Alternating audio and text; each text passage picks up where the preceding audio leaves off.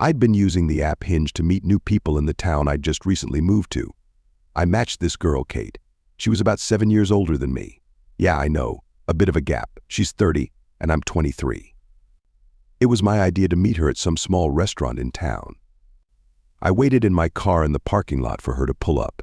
For some reason, she was having trouble finding the place, and she asked me to start sharing my location with her. After doing so, she shortly after pulled up in some lemon of a car, an old beater Honda.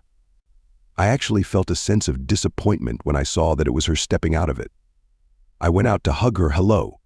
She said she wasn't a hugger though, so I shamefully put my arms back down. Bad start, I was thinking in my head. When we sat down at a table inside, I was able to see that she looked different from her pictures. Worse. Like she was the girl in the pictures, sure, but it seemed as though she had her pictures doctored up to make her look better. She also looked to be older than 30. I was already not feeling this date, but I couldn't just end it now.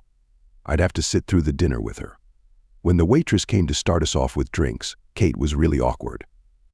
Like the way her voice suddenly rose in volume and intensity as she spoke to the waitress. She stuttered. She kind of rudely said she just wanted water. She turned down my offer for wine. So I went through the whole dinner with her. And in my head, I was really just thinking about how excited I was to get out of there.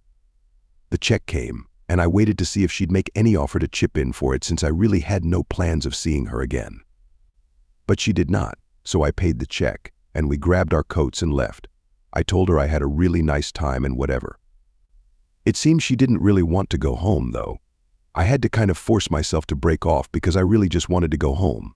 I said bye and got in my car. She didn't say bye back. Instead, she just walked to her car.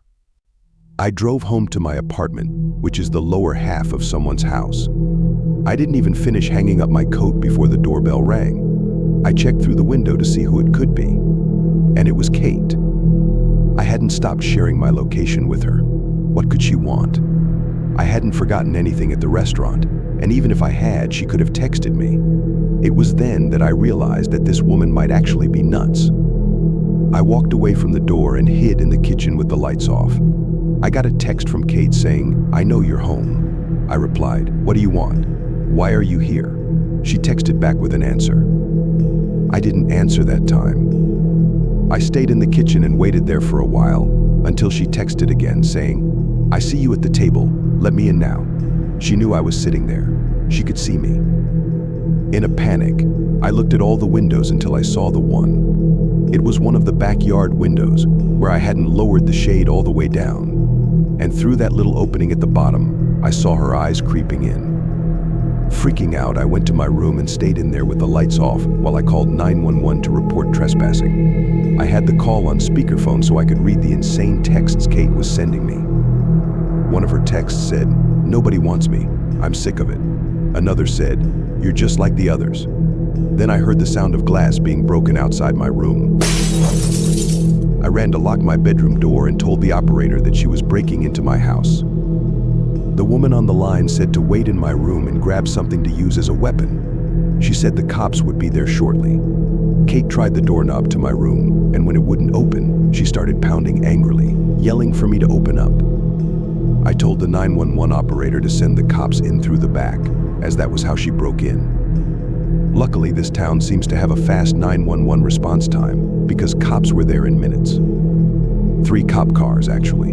I heard the cops talking with her, telling her to calm down. That was when I opened the door to see 4 cops around her, with her already in cuffs.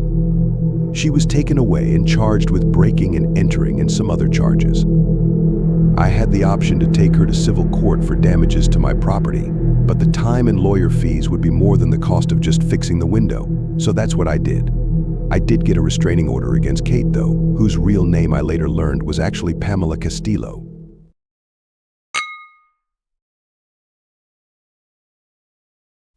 It was my first date with a girl from an online dating website. I offered to have her over and cook for her. I'd been out of the dating scene for a long time since I recently broke up with my girlfriend at the time. The woman's name was Amelia. She was 26. I was 32 at the time. I didn't really think having her over for dinner before meeting her was weird. If anything, it would be more relaxed and comfortable than meeting at some bar or restaurant. I was cooking some penne alla vodka with garlic bread and wine, my favorite combo. Amelia arrived around 6:30. I welcomed her in and asked her to take a seat at one end of the kitchen table. I was finishing up the food as I tried to get to know her. She wasn't as talkative as I was expecting based on her appearance. I had to lead most of the conversation. I was slightly nervous given that it was my first time having a first date in years, and it didn't help that she wasn't exactly the easiest to talk to. I served her a plate of food and a glass of wine. Then she asked something odd. She wanted me to go get a candle so that we could have proper cheers. I had nothing else to say but to go along with it. I left the kitchen and went to the pantry closet in the hallway to get one of the candles and a lighter. When I came back to the kitchen, I spotted Amelia sitting back down, very quick-like. It looked kind of sketchy. "Everything is okay?" I asked, to which she replied that she just had to rinse her hands. Odd, because I didn't hear the sink run. But I moved past it and lit the candle. Then we did a little cheers. I was about to take a sip of my wine when I noticed something floating in the glass. Something that wasn't in it before. It looked like a powdery substance being dissolved into the wine. I watched as she looked at me, not taking a sip of my wine. I pretended to take a sip. I nervously continued the conversation. I was assuming the worst, that she tried to drug me. But I couldn't just accuse her of that. What if I was wrong? I'd look crazy. We ate our food, and I cleaned up the table afterwards. She excused herself to the bathroom, which I pointed her to. She was gone for a while, but when she came back, she said she had to get going because her dog was sick. I had no problem with her leaving. I walked her out and hugged her goodbye. I went back to the glass of wine and smelled it, but it didn't smell like anything except wine. I dumped it and made sure nothing was stolen from the kitchen to the hallway to the bathroom. After cleaning, I watched TV while telling my friends that I think she tried to drug me. Then I went to sleep. Actually, I didn't sleep. I have acute insomnia, which comes on and off, and this was one night I just couldn't get shut-eye. I rolled from one side of the bed to the other for hours, and it must have been like 2:30 or something when I heard a cup fall from my kitchen. That terrified me because, well, cups are pretty stationary objects. I didn't see why or how one could have fallen from the counter. Suddenly, my door opened, and someone stepped inside. I didn't move. I pretended to be asleep, but with one eye half open. Someone stood in front of the doorway for a few seconds, then left the room. I waited a minute before getting up to follow and hopefully get the kitchen phone to call the police. There was a glimmer of light in the living room from the streetlight outside. With that, I was able to see her body in the corner of the room. She wasn't ducking, nothing. She was just idly staying in place. "Amelia," I said, afraid of what would happen next. She was standing by the knife holder. "Amelia, if you leave right now, I won't call the cops." There was this awful, chilling silence before she put something back on the counter, walked to the back door, and exited. What she put back on the counter turned out to be a knife.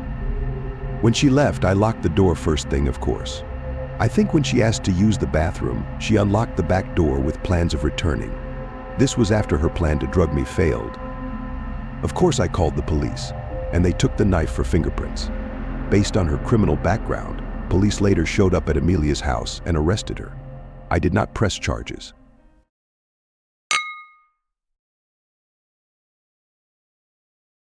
My older sister Jen is 5 years older than me, and this story also happened 5 years ago.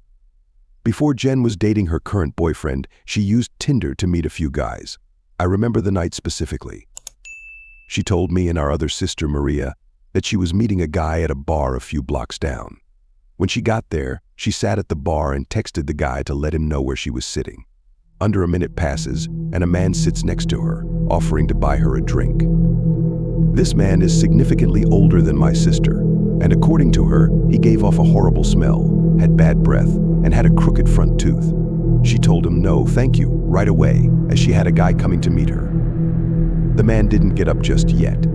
He kept sitting there and said he'd buy her a drink in the meantime before her date got there. Jan felt very uncomfortable and asked the man to please leave her alone. The man got up from the bar stool. Jan told us she did a side glance to see where the man had gone, and she said he sat at one of the nearby table booths. Jan texted her date about what just happened and asked him, please hurry. There wasn't a response, so she sits there for a few minutes and texts again. "Where are you?" This time the guy responds, "Running late, get a drink or two without me." Now, this was an odd text for a guy to send to a girl he's meeting. And to make it even worse, the man from before came back to sit next to Jan, asking where her date was and acting all upset that she was still alone.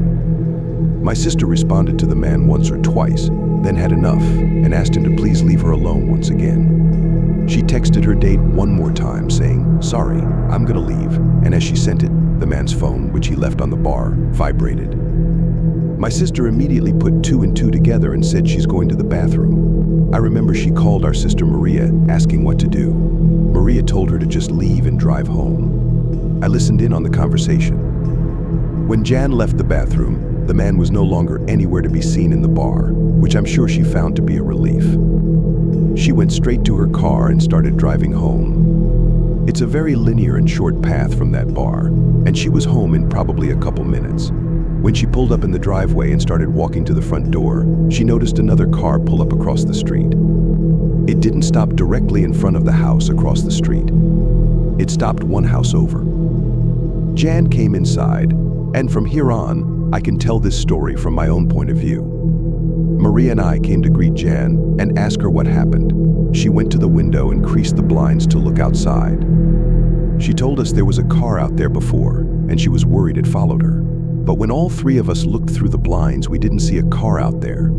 So she told us the unsettling story of what happened at the bar. Maria did a better job at comforting her than I did. Girl thing, I guess. I did tell her that if that man ever stepped foot near her again, I'd kick his ass.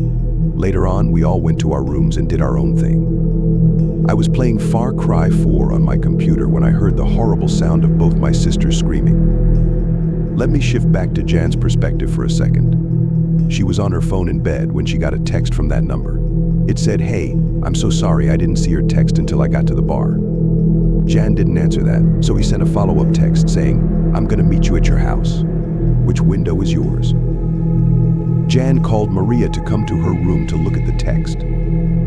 As they talked for a little bit, figuring out what to do, Jan's window slid open, and someone tried pushing their way through the roller shade. That was when both Maria and Jan screamed, causing not only me but also our parents from upstairs to come rushing to her room. The man trying to come in gave up before we even made it to the room. Our dad went outside to try and chase after the man, but he was already long gone in his car, probably. Of course, my dad called the cops to get a police report. Jen gave the police the man's cell phone number, and they took records of the text conversation. They said they were going to do what they could to trace the number, though it could take a few days. My dad was contacted after the weekend by the local police station, and they asked him to come in. At the station, they said they traced the number to be a fake number through some app, and that there was no guarantee they could trace the use back to a specific phone. My dad asked them to do whatever they could. Weeks passed, and we never heard from the police, but we all slowly started to forget about it. You can never really understand people's motives and how they think they'll get away with some things. Like climbing into a girl's window, for instance.